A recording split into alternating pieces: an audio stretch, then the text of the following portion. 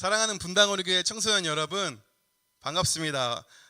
여러분, 요즘에 보면 야구가 시작했더라고요. 야구 얘기를 하려는 건 아니고 그 한국 야구의 레전드 중에 그 이종범 선수라는 분이 계십니다. 그래서 이 선수가 이제 은퇴하고 세바시에 나와서 내 인생을 바꾼 질문에 대해서 답한다라는 주제로 이야기했던 내용이 있었는데요. 이제 이종범 선수가 한국 야구의 전설적인 기록도 세우고 정점을 찍은 야구 선수로서는 꿈을 이룬 이 40살, 이 40세의 이종범 선수에게 어느 날 아내가 이런 질문을 했다고 합니다. 여보, 당신은 꿈이 뭐야? 이 질문을 들은 이종범 선수는 처음에는 아니, 내가 이미 내 분야에서 정점을 찍고 전설적인 기록을 가지고 있는 사람인데 나한테 꿈이 뭐냐고 물어보다니 조금 당황스러웠지만 이 질문에 고민하면서 또 제2의 인생을 살게 되었다, 이제 그런 내용을 다루고 있었습니다. 여러분에게도 혹시 여러분의 인생을 바꾼 혹은 여러분의 인생에 어떤 큰 도움이 되는 질문들이 있었나요? 또 전사님이 요즘 우리 선생님이나 우리 친구들과 잠시 연락할 일이 있으면 꼭 듣는 질문 한 가지가 있습니다. 뭘까요? 네, 맞아요.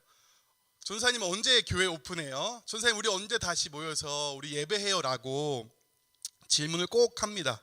우리 친구들이 함께 모여서 예배하고 싶기 때문에 그런 질문들을 할 텐데요. 여러분, 오늘 우리가 읽은 10편, 15편에도 한 가지 질문이 나오고 있습니다. 그리고 그 한 가지 질문에 대답을 하고 오늘 말씀이 끝나게 되는데요. 자, 아마 지금쯤 여러분들의 질문은 한 가지일 겁니다. 오늘 설교가 짧은가? 네, 질문하고 싶을 텐데, 자, 집중해서 한번 말씀 함께 보도록 하겠습니다. 먼저 우리 10편 15편 1절에 질문이 나오고 있습니다. 우리 함께 읽어볼까요? 여호와여, 주의 장막에 머무를 자 누구오며 주의 성산에 사는 자 누구오니이까? 다시 말해서 주님의 장막과 성산에 나아가 사는 사람이 누굽니까? 라고 물어보고 있습니다. 장막과 성산, 예수쟁이 TV 구독과 좋아요도 아니고 장막과 성산은 무엇을 의미하고 있는 걸까요? 장막과 성산에 산다는 것은 무슨 뜻일까요? 먼저 장막은 우리 출애굽기 25장 8절에서 9절을 보면 내가 그들 중에 거할 성소를 그들이 나를 위하여 짓되 물은 내가 내게 보이는 모양대로 장막을 짓고 기구들도 그 모양을 따라 지을지니라. 장막은 하나님께서 이스라엘 백성 가운데 거하시는 곳, 한 단어로 하나님이 임재하시는 곳이었습니다. 그래서 장막은 하나님께 나아가 하나님을 만나는 곳, 하나님이 계신 곳, 하나님이 임재하시는 곳을 상징하고 있습니다. 그러면 성산은 뭘까요? 여러분, 성산은 거룩한 산이란 뜻인데요. 여러분, 다윗 왕이 그 속옷을 노출했던 사건을 기억하나요? 하나님의 임재를 상징하는 언약궤가 다윗성 있는 그 시온산에 올 때에 다윗이 너무 기뻐서 이게 춤을 추다가 속옷이 보였던 그 사건 기억하시죠? 그때부터예요. 하나님의 임재를 상징하는 언약궤가 시온산에 있을 때부터 이 시온산은 하나님의 임재를 상징하는 거룩한 산, 성산이 되었습니다. 여러분, 장막과 성산이 의미하는 게 뭐라고요? 하나님이 계신 곳, 하나님이 임재하시는 곳을 의미합니다.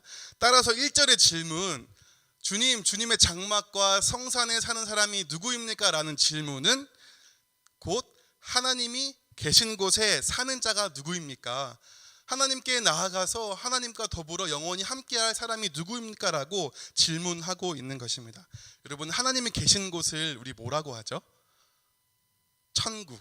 네, 하나님이 없으면 지옥. 하나님이 계신 곳을 천국이라고 하는데, 하나님 나라라고 하는데, 이 질문을 다시 한번 정리하면 하나님 나라에 천국에 사는 사람은 누구입니까? 라는 질문입니다. 다윗이 던진 이 한 가지 질문, 하나님 나라에서 사는 사람은 누구입니까?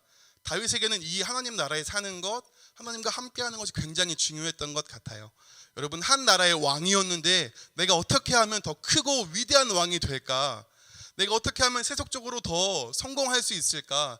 내가 어떻게 하면 더 즐겁고 쾌락적으로 살아갈 수 있을까를 질문하고 그것에 관심이 있던 게 아니라 어떻게 하면 하나님이 계신 곳에 나아갈 수 있을까? 어떻게 하면 하나님 나라에서 살아갈 수 있을까? 이것을 가장 중요시하고 이것을 질문하며 다윗은 살았습니다. 그래서 이런 질문을 가진 다윗은 하나님 마음에 합한 자라는 별명을 받으며 칭찬을 받으며 놀라운 은혜와 축복 가운데 살아갔습니다. 전사님은 이게 다윗의 인생 질문이었다고 생각합니다. 하나님 나라에 살아가려면 어떻게 해야 할까? 하나님 앞에 나아가려면, 하나님의 임재 가운데 하나님을 예배하려면, 하나님과 영원히 함께하려면 어떻게 해야 할까? 여러분 어떤 질문들을 하면서 살아갑니까? 어떻게 하면 좋아요와 관심과 인정을 많이 받을까? 어떻게 하면 다른 사람한테 내가 좀 더 가치 있고 의미 있는 사람이 될까? 인정받을 수 있을까? 어떻게 하면 성공할 수 있을까? 네, 여러분 다 할 수 있는 질문들이고 또 필요한 고민들이겠죠. 그런데 여러분, 지금 내 삶 속에 내가 하나님께 나아가고 있는가? 하나님의 임재 가운데 하나님과 함께하고 있는가? 어떻게 하면 하나님 나라에 살아갈 수 있을까를 먼저 질문하고 고민해야 하지 않을까요? 사랑하는 우리 분당우리교회 청소년 여러분, 여러분들의 삶을 계획하고 준비하고 디자인할 때 내 삶이 하나님과 함께하는 삶이 되려면 어떻게 해야 될까라는 고민을 가지고, 그 질문을 가지고 여러분들의 삶을 준비하고 디자인해 나갔으면 좋겠습니다. 전사님이 아침에 깰 때에 완전 비몽사몽이거든요. 나이가 들어서 그런지 잠이 확 깨지가 않아요, 예전처럼. 그렇게 비몽사몽 깨는 가운데서도 전사님이 한 가지 외치는 기도 한 문장이 있어요. 하나님, 오늘 하루 하나님 나라에 살게 해주세요. 하나님, 오늘 하루 하나님 나라에 사는 백성답게 구별되게 살게 해주세요라는 기도를 하면서 아침에 일어납니다. 여러분, 그러면 누가 하나님 나라에 들어갈 수 있을까? 누가 하나님께 나아가서 하나님과 함께 할 수 있을까요? 여러분, 요즘 코로나로 인해서 교회를 들어올 때나 어떤 건물을 들어갈 때에는 어떤 조건들이 갖춰져야 합니다. 예를 들어서 마스크를 꼭 쓴다거나, 또 코로나 관련 감염 증상이 없다거나, 또 이제 자신의 방문 기록을 기록하는 등의 조건들이 꼭 필요합니다. 그래서 요즘 방역 관리를 위해서 이렇게 건물에 들어가는 조건이 엄격해졌고 또 그래야만 하는데요. 하나님 나라에 들어갈 때도 여러분 조건이 있어요. 그냥 아무나 막 들어가는 게 아니고 하나님 나라에 들어갈 때도 여러분 조건이 한 가지 있습니다. 여러분, 밸런스 게임 여름에 하는데 여러분 한번 맞춰보면 좋을 것 같아요. 하나님 나라에 들어가려면 의인, 죄인, 뭘까요? 네, 의인입니다. 네, 하나님 나라에 들어가려면, 하나님 나라에 살아가려면, 하나님께 나아가려면 한 가지 조건, 의인이어야 합니다. 여러분, 하나님의 말씀을 마음과 말과 행동에서 완전히 지킨 사람, 하나님의 말씀을 하나도 안 지키지 않고 다 지키고 완전히 지킨 사람을 의인이라고 하고, 여러분 하나님의 말씀을 하나라도 지킨 사람은 죽습니다. 하나라도 지키지 않은 사람은 죽습니다. 여러분, 하나 지키지 않은 사람은 죄인이라고 합니다. 그래서 2절부터는 의인의 조건, 하나님 나라에 들어갈 수 있는, 하나님께 나아갈 수 있는 의인의 조건에 대해서 말씀하고 있는데요. 여러분 몇 가지 정도 이야기하고 있을까요? 한번 세볼까요? 하나, 둘, 셋, 네, 여러분 한 11가지 정도 있습니다. 11가지 정도. 근데 어떤 사람은 그 4절에 망령된 자를 멸시하며 여호와를 두려워하는 자들을 존대하며를 한 가지로 봐서 10가지로 보고 다윗의 10계명이다 이렇게 말하는 사람도 있습니다. 아무튼 2절부터 5절까지 나오는 이 조건들은 이것을 지켜야만 의인이고 하나님 나라에 살아갈 수 있다라고 말씀하고 있습니다. 그런데 여러분, 이게 다가 아니고 여러분이 잘 아는 10계명, 하나님이 그 백성들에게 반드시 지키라고 주신 그 10계명을 우리 삶 가운데 적용하면 수백 수천 가지겠죠. 그 모든 말씀을, 그 모든 적용을 다 완전히 지킨 사람만 의인, 그리고 그 사람을 하나님 나라에 들어갈 수 있는 사람이라고 말씀하고 있습니다. 여러분, 2절에서 전체 큰 틀을 이야기하고 점점 구체적으로 말하거든요. 그래서 다 말하면 여러분들이 영상을 끌 수도 있으니까, 자, 우리 2절만 한번 다 같이 읽어볼까요? 시작. 정직하게 행하며 공의를 실천하며 그의 마음에 진실을 말하며. 먼저 정직하게 행하며 라고 말씀하고 있습니다. 이것이 전체의 요약입니다. 사실 이 단어는 정직이라는 단어로 번역도 할 수 있지만 다른 곳에서는 완전하다, 흠이 없다라고 번역을 하고 있습니다. 쓰이고 있습니다. 완전하게 행하는 자, 흠이 없이 행하는 자라고 사실 번역하면 더 문맥상 어울릴 것 같아요. 이 단어는 창세기 6장 9절에 노아에 대해서 평가할 때 노아는 의인이요 당대의 완전한 자라고 할 때 당대의 그 완전한 자랑 같은 단어이고요. 또 창세기 17장 1절에 하나님이 아브라함에게 나타나서 너는 내 앞에 행하여 완전하라라고 할 때 쓰이는 단어랑 또 같은 단어입니다. 그러니까 여기서 말하는 정직히 행하라는 것은 단순히 거짓말하지 마라, 솔직히 말해라 차원이 아니고 하나님 앞에서 흠이 없이 완전하게 행하라라는 것을 말하고 있습니다. 그래서 이것이 의인의 요약입니다. 여러분 따라왔나요? 자, 정리해보면 하나님 나라에 사는 자가 누구인가? 의인이라고 했습니다. 의인은 누구인가? 흠이 없게 완전하게 하나님의 말씀을 지키는 자가 의인이라고 했습니다. 그래서 이렇게 정직을 행하며라고 말하고 그 뒤에 이어서 좀 더 구체적으로 말과 행동에 있어서 우리가 전인격적으로 하나님의 말씀을 지켜야 함을 말하고 있습니다. 쭉 준사님 읽어주면 바른 행동을 해야 하고 진실된 말을 해야 하고 또 대인관계에서 뒷담화하지 말고 또 이웃에게 실망을 주거나 상처를 주는 나쁜 짓을 하지 말아야 하고 공개적으로도 그의 가치나 인격을 깎아내리는 말을 하지 말아야 하고 또 하나님을 두려워하지 않는 사람을 멀리하고 하나님을 두려워해야 하고 또 여러분 하나님께 약속한 것 여러분 큐티하겠다고 약속한 적 없나요? 여러분 기도해보겠다고 여러분 예배 시간 9시 11시 꼭 지켜서 예배하겠다고 하는 거 약속한 적 없나요? 여러분 이렇게 약속한 것들은 어떤 상황이 와도 코로나가 와도 꼭 지켜야 한다고 말씀하고 있습니다. 네, 마지막으로 또 5절에서 돈 문제에 대해서 말하고 있어요. 핵심은 사람보다 돈을 중요하게 여기면 안 된다는 거예요. 여러분 뭐 이자 자체가 나쁘다는 게 아니라 이자를 받지 말라는 게 아니라 돈이 필요한 사람, 가난한 사람을 도울 때 내가 이 사람을 도우려고 하는 게 아니라 내가 돈을 벌려고 이자를 받고 돕는 것을 하나님 금지하고 계시고 뇌물도 마찬가지겠죠. 뇌물은 죄 있는 사람을 죄 없다고 하고 죄 없는 사람을 죄 있다고 하는 아주 부패한 것인데 그래서 이 문제도 사람보다 돈을 소중히 여기는 것이기에 하지 말라고 말씀하신 거예요. 아무튼 이런 내용들 이런 사례들뿐만 아니라 하나님이 이스라엘 백성에게 하나님의 백성에게 주신 그 10계명의 말씀을 다 지켜야 의인이라고 말씀하고 있습니다. 여러분 이게 질문에 대한 답인데요. 근데 우리에게는 답이 되지 않는 것 같아요.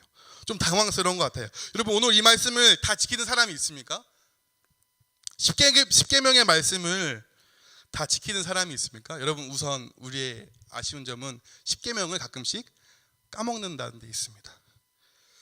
여러분 아무도 이 2절부터 5절까지의 조건들을 다 지킬 수 있는 사람이 없습니다. 또 이 내용뿐만 아니라 이 10계명의 그 모든 말씀을 다 지켜야 한다고 한다면 더 이것을 완전하게 철저하게 지키는 사람이 있을 수 있을까요? 이게 만약 하나님 앞에 나아가고 예배하고 하나님 나라에 살아가는 조건이라면 여기 앞에 있는 전도사님부터 그렇게 살아가지 못할 것 같아요. 여러분 시편 14편 2절 3절을 보니까 여호와께서 하늘에서 인생을 굽어 살피사 지각이 있어 하나님을 찾는 자가 있는가 보려 하신즉 다 치우쳐 함께 더러운 자가 되고 선을 행하는 자가 없으니 하나도 없도다. 시편 14편에 나오는 하나님의 평가 모든 사람이 하나님 앞에 선하지 않다. 의인이 없다라고 말씀하고 있고 마태복음 5장 20절에서 예수님께서 내가 너희에게 이르노니 너희 의가 서기관과 바리새인보다 더 낫지 못하면 결코 천국에 들어가지 못한다. 예수님도 다시 분명히 말씀하세요. 의인이지 않으면 하나님 나라 천국에 들어갈 수 없다. 하나님께 나아갈 수 없다라고 말씀하고 있습니다.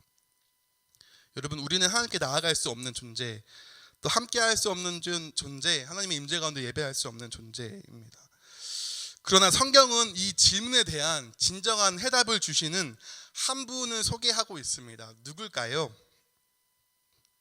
네, 여러분 로마서 5장 9절을 보니까 그러면 이제 우리가 그의 피로 말미암아 의롭다 하심을 받았으니 더욱 그로 말미암아 진노하심에서 구원을 받을 것이니 성경은 예수님의 피로 말미암아 우리가 의롭다 하심을 받았다고 말씀합니다. 아무 죄가 없고 도리어 모든 율법을 완전히 지키신 그 예수님께서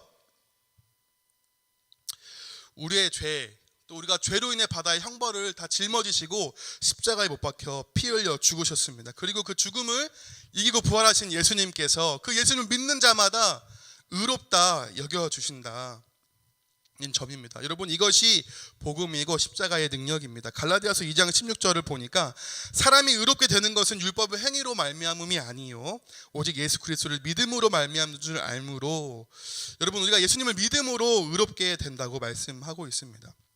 고린도전서 6장 11절에 너희 중에 이와 같은 자들이 있더니 하나님 나라에 들어갈 수 없는 죄인들이 우리였는데 주 예수 그리스도의 이름과 우리 하나님의 성령 안에서 씻음과 거룩함과 의롭다 하심을 받았느니라. 예수님을 믿음으로 우리가 허락된 그 성령 안에서 예수님과 하나 되어서 우리의 죄가 씻겨지고 거룩한 자가 되고 의로운 자가 되었다라고 말씀하고 있습니다. 네, 여러분, 우리 말씀을 잠깐 정리해 보면, 여러분, 우리에게 인생 질문과 답이 있다고 한다면 우리의 인생 질문은 무엇이 되어야 할까요? 우리가 반드시 통과해야 될 질문은 뭐가 되어야 할까요? 여러분, 하나님 나라에 살아가려면 어떻게 해야 합니까? 라는 질문일 것이고, 그 질문에 대한 우리의 답이 있다고 한다면 여러분, 예수 그리스도를 믿으면 됩니다 라는 답이 있겠죠.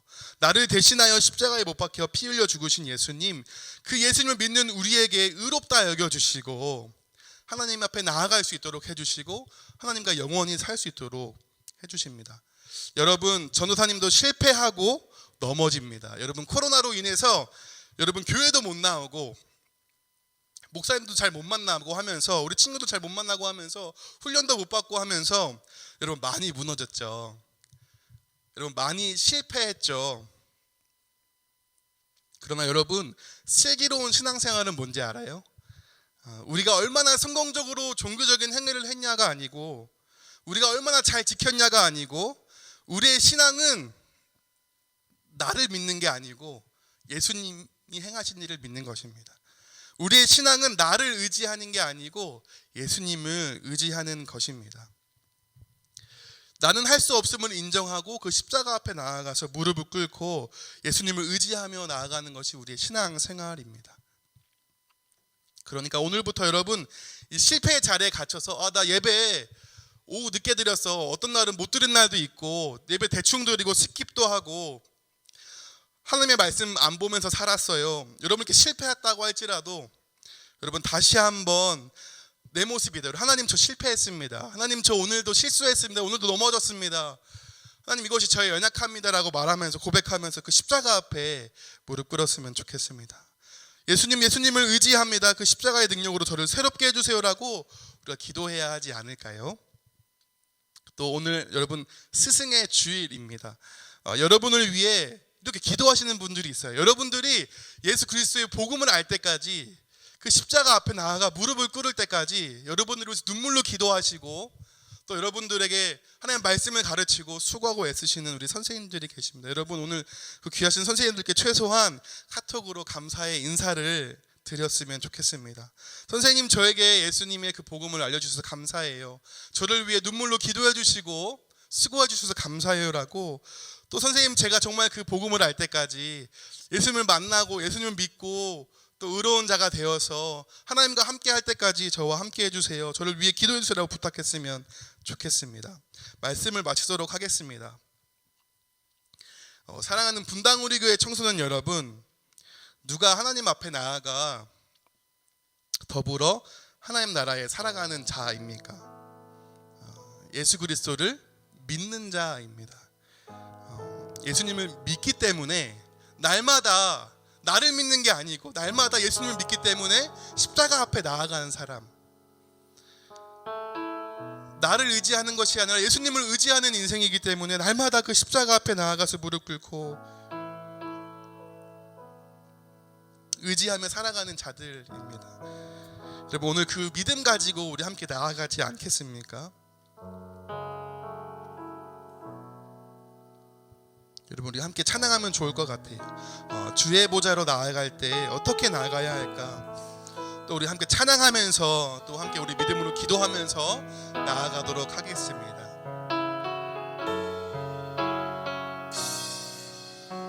주의 보좌로 나아갈 때에 주의 보좌로 나아갈 때에 어떻게 나가야 할까? 나를 구원한 주의 십자가, 나를 구원한 주의 십자가, 그것을 믿으며 가네. 주의 보좌로 나아갈 때에 주의 보좌로 나 여전히 부족한 부족하나 여전히 실패하지만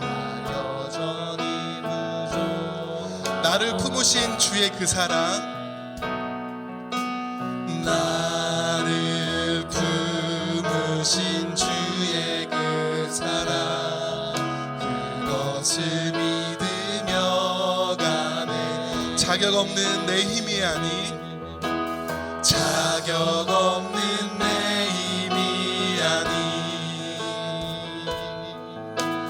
오직 예수님의 보혈로, 자격 없는 내 힘이 아닌, 오직 예수님의 보혈로, 오직 예수님의 보혈로.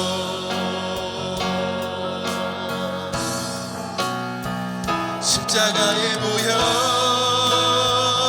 완전하신 사랑,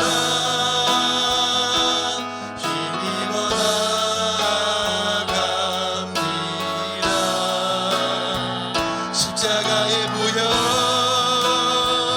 완전하신 사랑, 힘입어 예배. 우리 한 번 더. 십자가의 보혈, 완전하신 사랑, 십자가의 보혈, 완전하신 사랑, 힘입어 나아갑니다.